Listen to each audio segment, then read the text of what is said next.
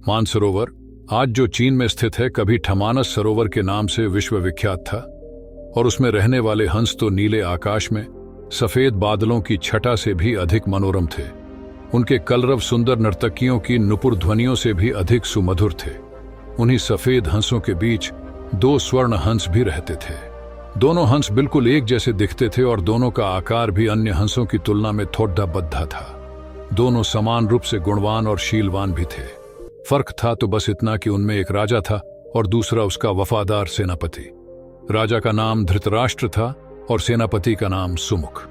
दोनों हंसों की चर्चा देवों, नागों, यक्षों और विद्याधर ललनाओं के बीच अक्सर हुआ करती थी। कालांतर में मनुष्य योनि के लोगों को भी उनके गुण सौंदर्य का ज्ञान होने लगा। वाराणसी नरेश ने जब उनके विषय में सुना तो उसके मन में उन हंसों को पाने की प्रबल इच्छा जागृत हुई। तत्काल उसने अपने राज्य में मानस सदृश एक मनोरम सरोवर का निर्माण करवाया, जिसमें हर प्रकार के आकर्षक जलीय पौधे और विभिन्न प्रकार के कमल जैसे पद्म, उत्पल, कुमुद, पुंडरीक, सौगंधिक, तमरस और कहलर विकसित करवाए। मत्स्य और जलीय पक्षियों की सुंदर प्रजातियां भी वहां बसाई गईं। साथ ही राजा ने वहां बसने वाले सभी पक्षियों की पूर्ण सुरक्षा की भी घोषणा करवाई, जिससे दूर दूर से आने वाले पंछी स्वच्छंद भाव से वहां विचरण करने लगे। एक बार वर्षाकाल के बाद जब हेमंत ऋतु प्रारंभ हुआ और आसमान का रंग बिल्कुल नीला होने लगा, तब मानस के दो हंस वाराणसी के ऊपर से उड्डढ़ते हुए जा रहे थे। तभी उनकी दृष्टि राजा द्वारा निर्मित सरोवर पर पड़ी। सरोवर की सुंदरता और उसमें तैरते रमणीक पक्षियों की स्वच्छंदता उन्हें सहज ही आकर्षित कर गई। तत्काल वे नीचे उतर आए और महीनों तक वहां की सुरक्षा, सुंदरता और स्वच्छंदता का आनंद लेते रहे। अंततोगत्वा वर्षा ऋतु के प्रारंभ होने से पूर्व वे फिर मानस को प्रस्थान कर गए।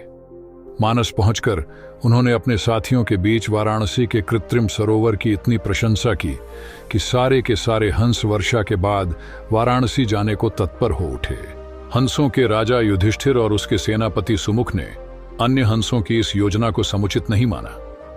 युधिष्ठिर ने उनके प्रस्ताव का अनुमोदन न करते हुए यह कहा कि पंछी और जानवरों की एक प्रवृत्ति होती है, वे अपनी संवेदनाओं को अपनी चीखों से प्रकट करते हैं, किंतु जंतु जो कहलाता है मानव बुद्धि चतुराई से करता है, अपनी भंगिमाओं को प्रस्तुत जो होता है उनके भावों के ठीक विपरीत। फिर भी कुछ दिनों के बाद हंसराज को हंसों की जिद के आगे झुकना पड़ा और वह वर्षा आर ऋतु के बाद मानस के समस्त हंसों के साथ वाराणसी को प्रस्थान कर गया।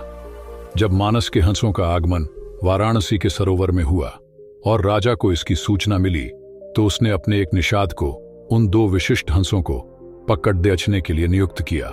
एक दिन युधिष्ठिर जब सरोवर की तट पर स्वच्छंद भ्रमण कर रहा था, तभी उसके पैर निषाद द्वारा बिछाए गए जाल पर पड़ डटे। अपने पकड़े जाने की चिंता छोड़ डट उसने अपनी तीव्र चीखों से अपने साथी हंसों को तत्काल वहां से प्रस्थान करने को कहा, जिससे मानस के सारे हंस वहां से क्षण मात्र में अंतर्धान हो गए। रह गया तो केवल उसका एकमात्र वफादार हमशक्ल सेनापति सुमुख। हंसराज ने अपने सेनापति को भी उडिडियच जाने की आज्ञा दी, मगर वह दृढ़ता के साथ अपने राजा के पास ही जीना मरना उचित समझा।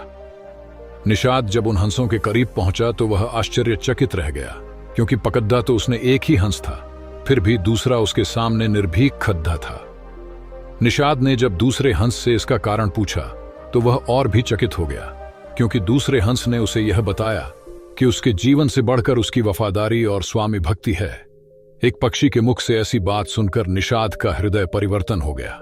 वह एक मानव था, किंतु मानव धर्म के लिए वफादार नहीं था। उसने हिंसा का मार्ग अपनाया था और प्राणातिपात से अपना जीवन निर्वाह करता था। शीघ्र ही उस निषाद ने अपनी जागृत मानवता के प्रभाव में आकर दोनों ही हंसों को मुक्त कर दिया।